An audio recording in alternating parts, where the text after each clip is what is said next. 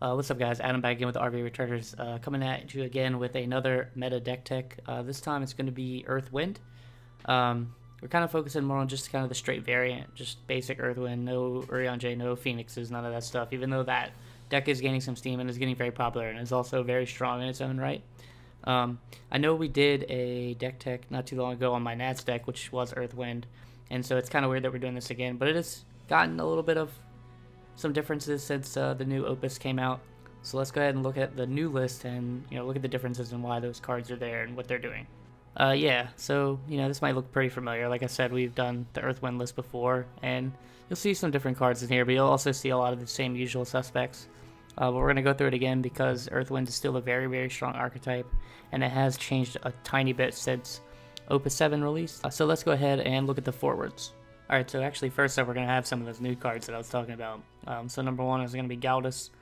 He's a new dark card that was introduced in the set. If you watched my monster deck tech, you'll be pretty familiar with him. He's got 3 modals, all of which are good. In this one you're going to probably use all of them quite a bit. He lets you recur your Cactuars after breaking them without having to use Urianger. He's going to sometimes randomly make your opponent discard a card they don't want to discard, and then he's always going to at least trade for the most part, unless he gets blanked or something like that. The fact that he's an 8k power is pretty absurd for 3, with all these abilities stacked on top. I mean, there's a big reason we're running 2 of this guy, and he's a dark card in this deck. He's just amazing. He's great after maybe you've gotten your Camelot and your Chaos in your hand already, so when you play Cam, you can at least have another target now, and you don't mind seeing this guy multiple times a game. Then we got another new addition in Noctis. Noctis just gives you some removal versus a lot more of the aggro decks that Earthwind could have trouble with previously. I mean, granted, we don't have to worry about Turbo anymore, but there are some aggro decks out there and some weenies still. People are still playing Layla Viking and what have you. And it kind of forces them to have to kind of change and slow down a little bit once Noctis hits the board. He's something that has to be answered. Because otherwise he's just going to keep slowly chipping away at their board. And then on that 6 point of damage, he's going to do some pretty brutal things, and you can do some pretty nasty combos with Cactuar. You can actually take the 5th point, stack his first ability, since you choose even if you don't have 6, and then Cactuar something for 10k, take another point of damage. You're going to be able to break 2 things and fight 2 things and deal 10k. It's one thing. So you can get some pretty insane swingy turns. And then his last ability, sometimes you just really want to keep him alive if he's taking damage, so it's not really that bad. It's not something you're going to use every time, but, yeah, and then we get back to the usual suspects, right? I mean, you're not going to really see a win deck with Y'shtola. I know I've said that plenty of times. I'm going to continue to say it. She's just too good. She's going to protect your Dadaluma. She's going to protect your Wolves and a lot of your high-value targets. She's going to cancel, these big summons that are running around, and Shantoto as well. I mean, she just does a lot for only costing 3. Again, I'll say that you don't want to play her by herself on an empty board unless you have to. You want her to be protecting something worth protecting. So other than that, she's a great card, and you're going to play her a lot. Then we got Barbarisha. I mean, with the Cactuars that we're running with the Dadalumas, this is just kind of an extra piece of removal attached to a body. Usually when you play this, you're going to either kill something or swing around something that's been giving you trouble. Then next up is the guy that kind of makes the deck unfair, right? I mean, Dadaluma, if you've been playing this game for a while, you know who this guy is, you know what he does, and you know he's a problem for most decks. And if you're making decks, he's always a card you gotta think about. How are you gonna kill Dadaluma and not lose your entire board? This is the deck that definitely abuses Dadaluma the best. Any kind of variant with Wind that's gonna have Cactuars in it is gonna do some pretty disgusting things with Dadaluma. Dadaluma plus 2 Cactuars is usually lights out versus most decks, and a lot of decks don't have very good answers to both those out at the same time. And then when you're using Y'shtola to protect Dadaluma as well, it just makes things even harder. Again, this guy's, there's 3 of this guy in the deck for a reason. Next up we got Nash. He's just kind of a one of. He's an EX burst that really helps in the mirror. He's going to come into play. He's going to break a Cactuar. Leo is seeing a little bit of play. That's, you can kill him at least. That gives you kind of a forward of cost 1 to break. Other than that, you're really just going to be using the monster break for this, and it is an EX burst, which is nice. And then, yeah, we're playing Earth cards that have, we have forwards in our deck, so we're obviously playing Wall as well. Again, 3 of here. It's a card that you probably want to see every game. It kind of lets you push while not really dulling yourself, and being up for blocking and defense, which is going to be great in this deck. It also prevents bursts from kind of hurting us, which is nice. And the power buff is always going to be pretty relevant. Sometimes the 3k comes into play when you're facing like Layla Viking that's kind of slowing out against you. But other than that, yeah, he's just good for kind of pushing our guys over the top and letting them stay up for defense. And then I know I discussed this on the Wind Water list, but the 4 CP Zidane and 3 CP Zidane has been kind of a discussion that it's been had among a lot of players in the community of like what's better and when do I want to run what. And while I've said that I do prefer 3 CP Zidane in most scenarios, Earth Wind is not one of those scenarios. I think this Zidane in this deck is just really, really good. You know, just putting this down early to kind of make your opponent play differently versus this deck is going to usually, you know, play into your favor. And then the fact that if he gets a card out of your hand, you're going to be able to ready probably a Cactuar most of the time, or just a Zidane to kind of keep him upright. And he's not able to be targeted, which is, you know, pretty hard in the mirror. He's just really good in the mirror as well, because it's really hard for them to get rid of this card. And then, yeah, we got 3 of the Dark Knight Cecil. Again, just, you know, having this as the EX burst is nice. Being able to kind of stop aggression after things have swung at us and being able to kill those things is nice. You can stack, do some crazy things by stacking Dark as well. Having a cheap S ability is pretty great, and if it comes off the top, you're feeling pretty good, usually, as long as it's not those first couple points of damage. Like we've said before.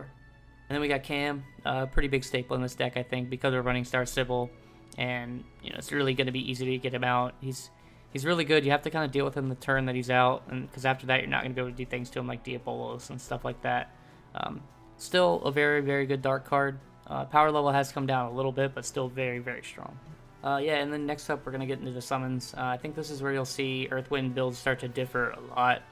People will cater to certain summons depending on what forwards they're running and things like that. So let's go ahead and get to the summons that we ended up putting in our list. So first up is Carbuncle, Opus 5. This really is just here because it works really well with Noctis and it's a cheap summon. You don't really hate pitching this early if you have to, but it's kind of a nice cheap way to get your guys bigger in a pinch, and then it kind of lets Noctis do some pretty stupid things if you have to do it. That's really just what it's there for. Other than that, not too many uses. After that, we got Chaos Walker. It's not the best summon in this deck, but sometimes it's the removal that you need. It's a burst too, so sometimes that'll help you in a pinch. You do have to be careful about playing this if you haven't kind of already seen their hand. It's really good when you pair it with Zidane, but other than that, it can be extremely risky. But it is a straight break, and it is something that you will need to cast, you know, going through the games. And then we have one of Opus 1 Hecaton Share. Again, I still like to run this because you can kind of set your opponent back a little bit by using this at the right time. Breaking your opponent's minor when it's dull after they've played it can be really good. Breaking an Anthem can be really good to kind of stop people from getting their stuff above, being able to deal with Data plus Cactuar and things like that. It's just an overall good card. Again, you might not cast it every game, but it's going to help you in some games, and it's going to win you some games as well. And then next we got Mr. Familiar. He's in a lot of decks that we've been doing lately, and he's also, you know, been considered the best summon in the game by quite a few of us, and that's Diabolus. We're running 3 here again. This is a card that when you see it, you want to kind of hold on to it. Don't pitch him and cast it when you need to, because a lot of times if you can resolve 2 to 3 Diaboluses in a game, you're not really going to be losing that game at all. It just does so much for you, and the worst thing it is free, pretty much. I mean, it's just really, really good. And then get into the monsters. It's a short list, but it's pretty good. Got 3 copies of one monster, and that monster is Cactuar. This little guy kind of makes this deck function as well, just like Dadaluma. Just being able to dull and deal 1k to anything is deceivingly good. It's ridiculous. It only costs 1.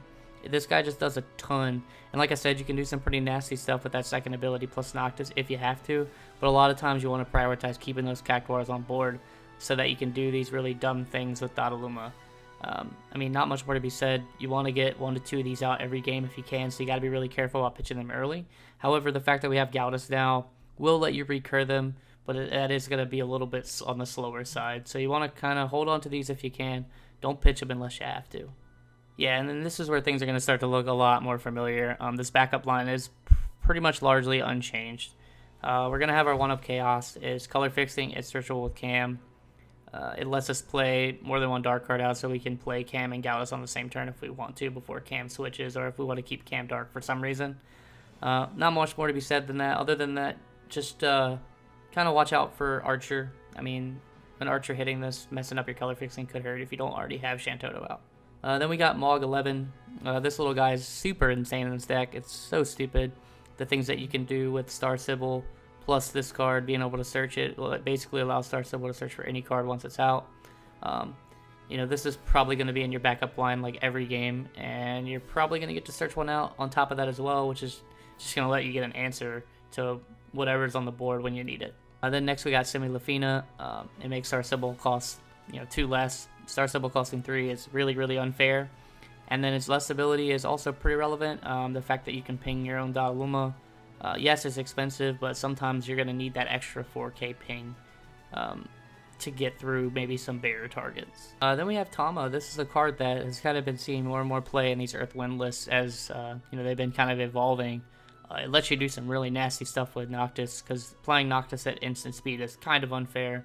You can do some other cool, tricky things, playing some of your forwards at instant speed, but really it's just for Noctis and an early source of Earth CP that you might need.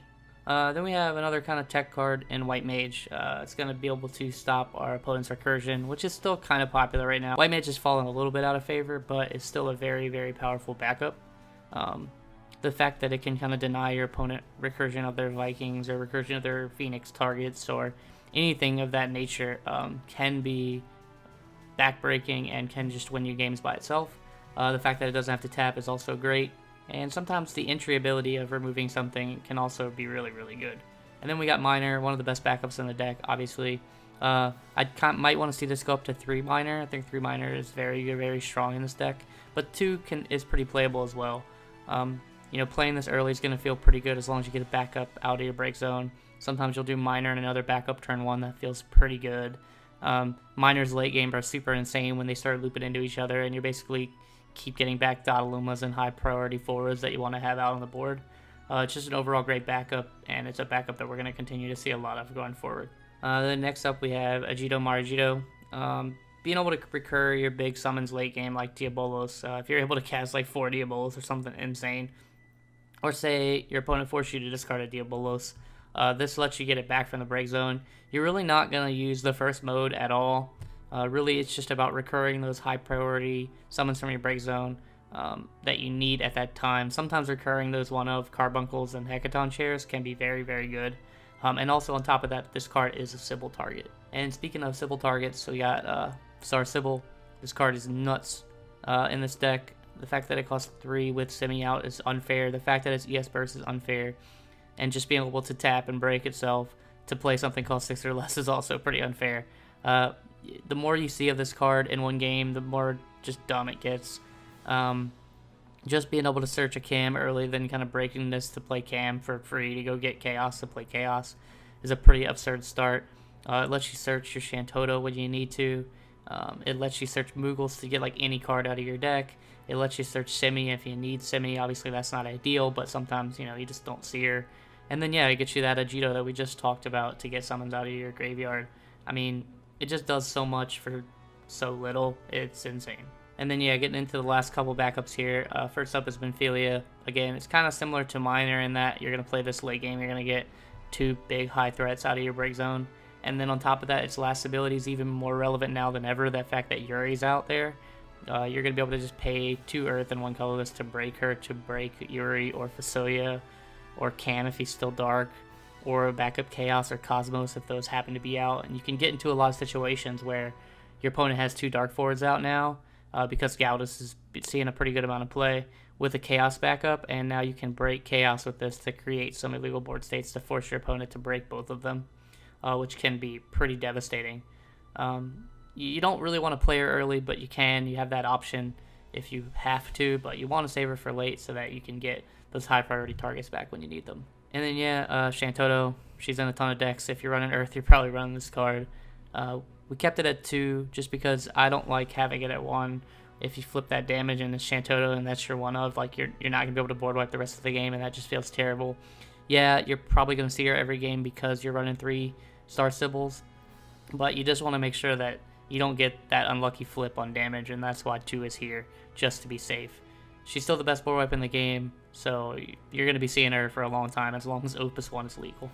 So that's Earthwind, the Opus 7 version, basically. As you can see, it's not a lot different from what I took to Nats, but there are definitely some differences that made this deck stronger. It's still in an extremely good place. It's still a deck you have to be prepared for if you're going to events. And it should be a deck that you look at if you're trying to win events. I mean, this deck is winning a lot right now. It is extremely strong, extremely powerful, and Dadaluma Cactuar is not going anywhere anytime soon. So, with that being said, let us know if you like this list, try it out, let us know how it goes for you. Be sure to like, favorite, subscribe to our channel for all content, and we'll see you guys later. Peace.